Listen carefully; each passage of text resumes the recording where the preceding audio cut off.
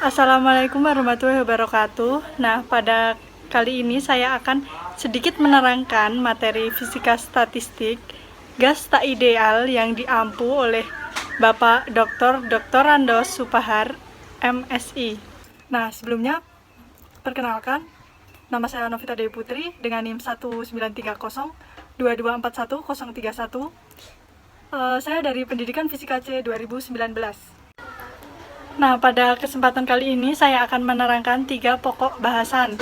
Nah, menerapkan pendekatan statistik pada kasus gas yang bukan ideal. Pokok bahasan pertama yaitu zat padat, yang kedua menerapkan hitungan mekanika kuantum, dan yang terakhir asas ekipartisi energi. Nah, sebelum kita masuk ke materinya, ada sedikit quotes yang mungkin bisa memotivasi kita semua. Hiduplah seolah engkau mati besok dan belajarlah seolah engkau hidup selamanya. Mahatma Gandhi. Kemudian langsung saja kita masuk ke materi yang pertama yaitu zat padat. Nah, pada materi kali ini sebenarnya intinya kita akan membuktikan bahwa rumus CV itu sama dengan 3NK.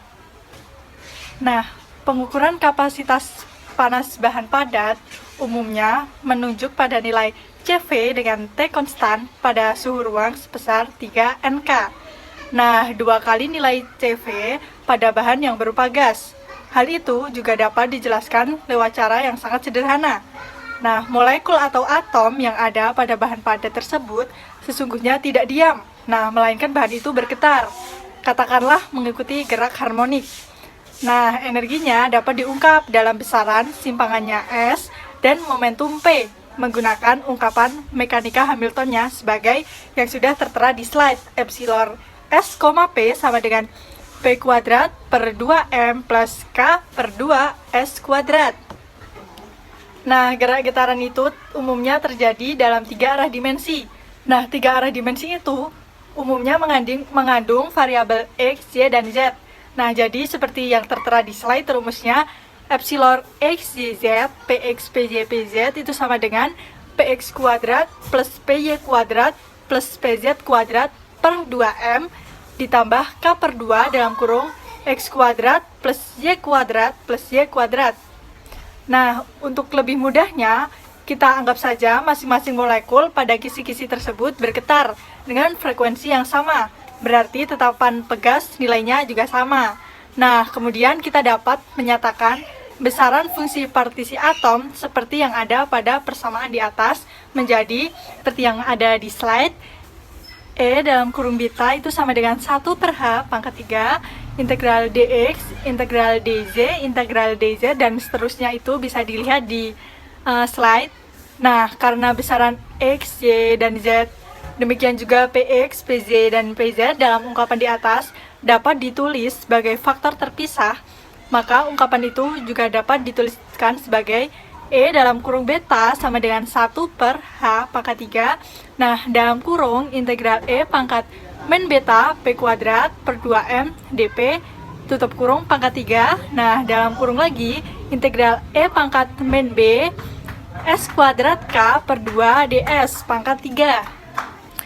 Nah, rumus tersebut dapat dihitung menggunakan rumus integral yang rumusnya itu integral min tak hingga sampai plus tak hingga E pangkat min APX kuadrat dPx sama dengan akar pi per A. Nah, hasilnya seperti yang sudah tertera di slide. E dalam kurung beta sama dengan 1 per H pangkat 3 dalam kurung akar 2 pi M per beta pangkat 3 dalam kurung lagi akar 2 pi per K beta pangkat 3. Nah, dari sini kita dapat menghitung energi rata-rata per atom atau molekul yang lewat. Nah, menghitungnya itu E sama dengan min do len E dalam kurung beta per do beta sama dengan 3 per beta atau E sama dengan 3 KT. Nah, jadi energi integral untuk zat padat adalah U dengan T konstan sama dengan N dalam kurung E sama dengan 3 NKT. Nah, nilainya 2 kali nilai energi internal hasil hitungan untuk gas ideal. Nah, jadi nilai energi gas tak ideal itu 2 kali nilai energi gas ideal. Besaran yang biasa kita ukur dalam eksperimen itu bukan energi internal U, melainkan kapasitas panasnya. Nah, karena energi internalnya itu sulit dihitung jika dalam eksperimen. Kapasitas panas ini mestinya nilainya bisa bergantung pada suhu T, sehingga biasanya dituliskan dengan lambang CV dalam kurung T, yang artinya T konstan. Nah, tetapi hasil eksperimen CV dengan T konstan untuk gas yang sangat renggang ternyata nilainya tidak tergantung pada T itu sendiri, dan besarnya sama dengan 3/2 NK, jadi bukan 3 NK. Nah, sehingga diperoleh persamaan CV sama dengan DU dengan T konstan per DT sama dengan 3 NK. Nah, dari hasil pengukuran eksperimen, itu hasilnya seperti itu. Nah, pada hampir semua bahan padat, asalkan suhunya tidak terlalu rendah, pengukuran kapasitas panasnya selalu bernilai 3 NK. Nah, jadi terbukti, pada hampir semua bahan padat, asalkan suhunya tidak terlalu rendah, pengukuran kapasitas panasnya selalu bernilai 3 NK. Oke, kemudian kita lanjut ke materi kita yang kedua, yaitu hitungan mekanika kuantum. Nah, status energi sebuah osilator harmonik ditandai dengan sebuah bilangan kuantum J, di mana nilai J sama dengan 0, 1, 2, 3, dan seterusnya. Energi osilator pada status tersebut nilainya epsilon J sama dengan HV dalam kurung J plus 0,5. Nah, dengan H itu tetapan Planck dan V itu frekuensi osilator jika ada 3N osilator harmonik. Nah, dengan menggunakan aturan Maxwell-Boltzmann, peluang bahwa osilator tersebut menempati status J sebanding dengan E pangkat min epsilon J per KT. Nah, maka energi total pada zat itu adalah U sama dengan 3N per sigma dari J sama dengan 0 hingga tak hingga epsilon J E pangkat min epsilon J per KT, dengan E sama dengan sigma M sama dengan 0 sampai tak hingga E pangkat epsilon M per KT. Nah, ada kalanya 1 per KT kita tulis sebagai parameter beta, maka ungkapan untuk energi internal U menjadi lebih sederhana, menjadi U sama dengan min 3N per E dalam kurung beta, do E dalam kurung beta per do beta. Nah, kemudian akan kita hitung sekarang nilai E dalam kurung beta tersebut. Nah, hitungannya seperti yang ada di slide. E dalam kurung beta sama dengan sigma M sama dengan 0 hingga tak hingga E pangkat min beta EM sama dengan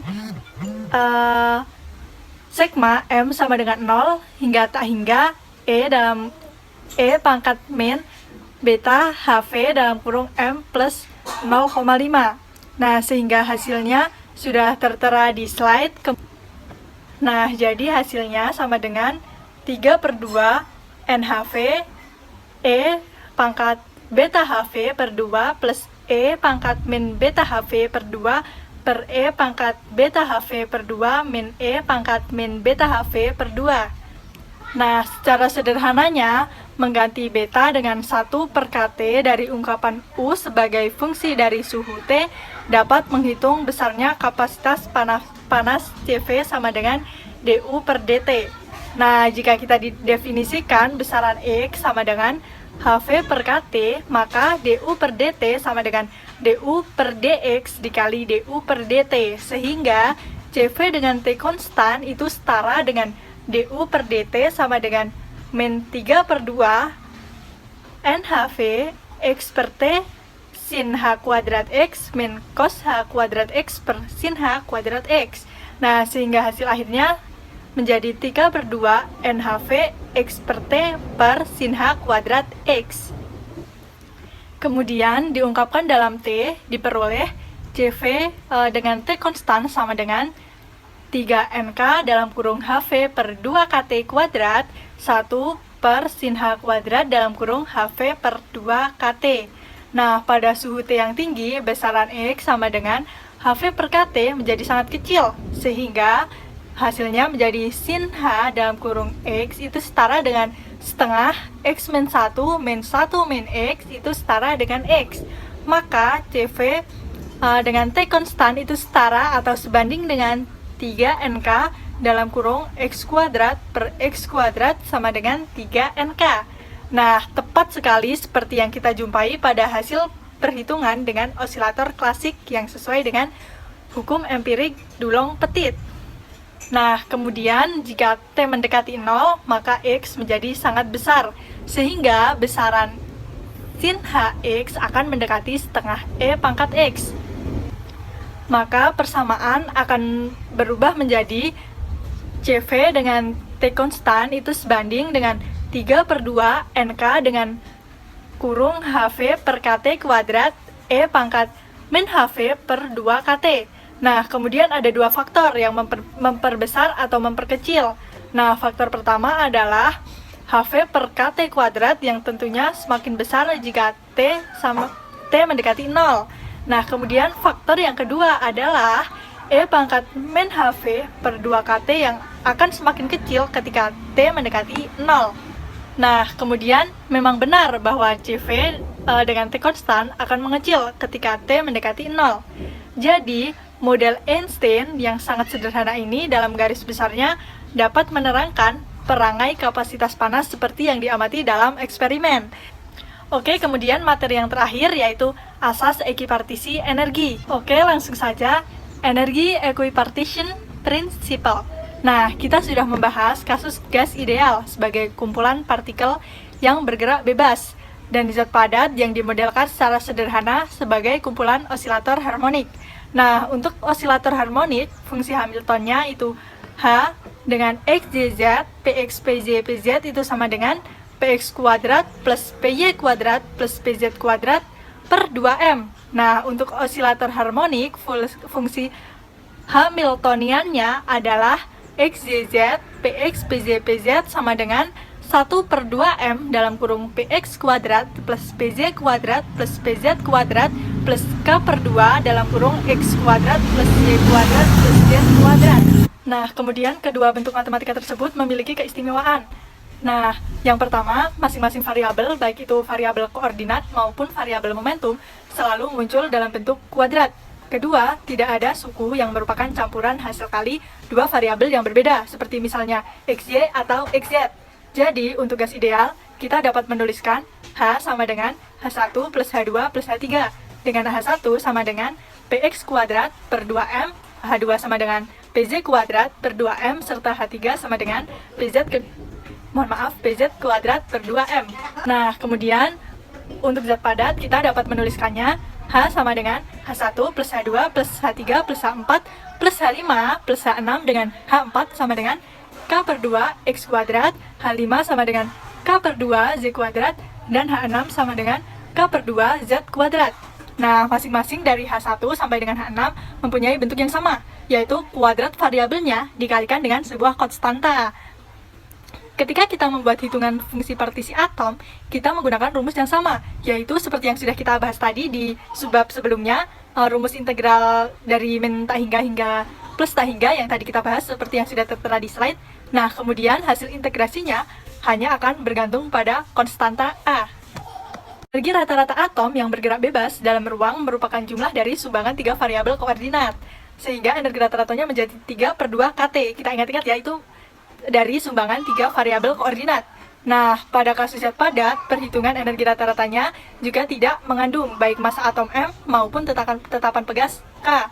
Nah, gerak harmonik energinya disumbangkan dari energi kinetik dan energi potensial dan masing-masing menyumbang 3 dalam kurung setengah KT plus setengah KT.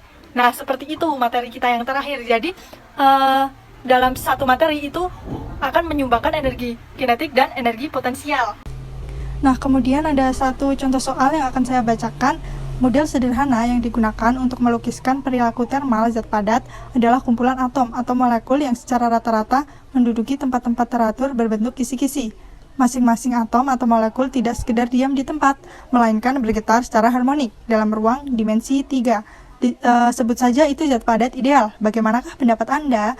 Nah, dari keempat jawaban ini, Menurut saya yang paling cocok dengan teori adalah jawaban A, di mana jawaban A berbunyi, model ini dapat diterima sebagai pendekatan awal karena struktur kristal maupun gerakan getarannya tidak dapat dilihat dengan indera penglihatan. Nah, jawaban lain, melainkan jawaban B, C, dan D menurut saya kurang tepat. Jadi jawaban yang tepat adalah jawaban poin A. Nah, mungkin itu saja materi yang dapat saya terangkan. Kurang lebihnya mohon maaf. Wassalamualaikum warahmatullahi wabarakatuh.